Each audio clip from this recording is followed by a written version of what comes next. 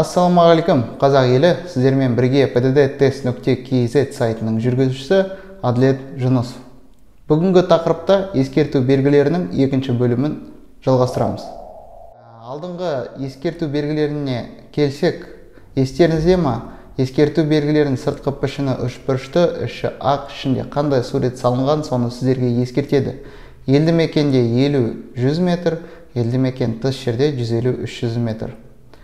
Бірінші белгіміз қиыршық тас шашылған.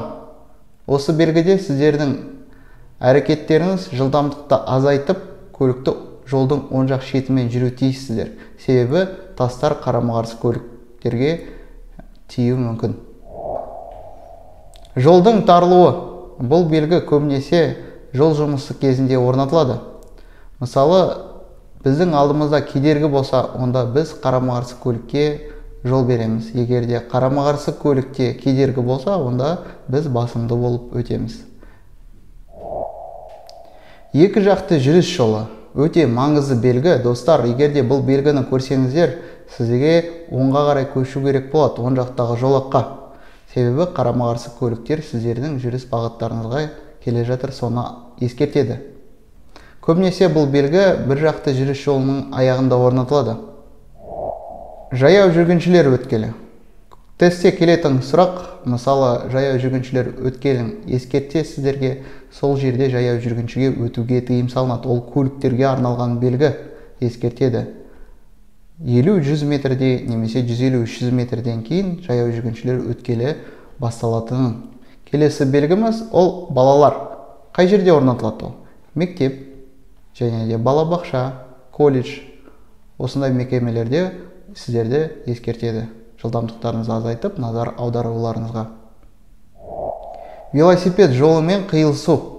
Емтиханда келетін сұрақ, мысалы, сіздер велосипедке жол бересіздер ме? Осы қиылыса дейді. Сіздердің жауаптарыңыз жол бермейсіздер. Келесі белгіміз ол жол жұмысы. Тек қана осы жол жұмысы белгісі 10-15 метр арақашықта орнатылады. Қалған белгілер 50-100, 150-300 метрде ескертетін болады. Мал айдау. Қалай ойлайсыздар, достар? Егер де сіздер кешкі уақытта көлікпен келе жатып, елді мекен тыс жерде алдарыңызда мал айдау белгісін көріп, мал қағып кетсеңіздер, кім кінәлі болады? Оны комментарияға жазып жіберіңіздер, талқылаймыз. Келесі сабағымызда біз міндетті түрде сіздерге жариялаймыз жауабын. Жабайы хайуанаттар. Тас түсу. Енді тас түсу дегеніміз таулы жерлерде орнатылады. Қауіптілікті сіздерге ескертеді. Келесі белгіміз ол бүйірден соғатын жел. Тестте осындай сұрақ келеді. Қай кезде жел қауіпті болады? Ашық жерде жүргенде ме, әлде жабық жерден ашық жерге шыққанда ма? Қалай ойлайсыздар? Әрине, жабық жерден ашық жерге шыққан кезде жел өте қауіпті болады. Көлікті оңға солға тарту мүмкін. Және де сіздердің әрекеттеріңіз жылдамдықты алдын ала азайту, руль дөңгелегін қаттырақ ұстау. Төмен ұшатын ұшақтар. Бұл белгіні қай жерде көресіздер? Әрине, әуежайдың қасында. Қастарыңыздан самолет ұшқан кезде шошымаш үшін сіздерге ескертіп қойған. Тоннель. Тоннельде не істейміз? Тоннельде жылдамдықты азайтып, бізге шам жағу керек болады. Басқа қауіптіліктер.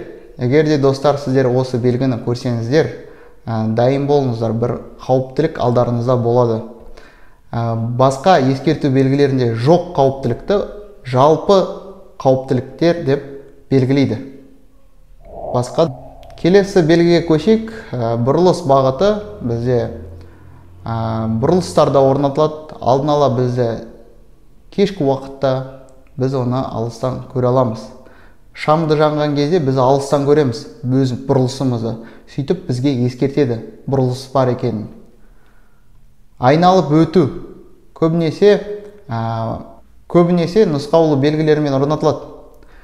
Кедергіні оң жақтан немесе сол жақтан айналып өтетіндеріңізді. Келесі белгіміз қауіпті жол жиегі. Бұл белгі негізі бұрында қосымша ақпараттық белгілерінің ішінде болған. қазір ескерту белгілеріне ауыстырды. Жол жұмысы кезінде сіздерге жол жиегі қауіпті екенін ескертеді, жолдан тай кетпес үшін. Келесі белгіміз кептеліс. Құрметті көрермендер, өте қуаныштымын. pddtest.kz сайтынан егерде сіз осы видеоны толықтай аяғына дейін көрсеңіздер, сіздерге жеңілдік болады. Жеңілдікті алу үшін видеоның астында сілтеме бар, сол сілтеме арқылы тіркелулеріңізге болады. Сіздермен бірге болған Әділет Жүнісов.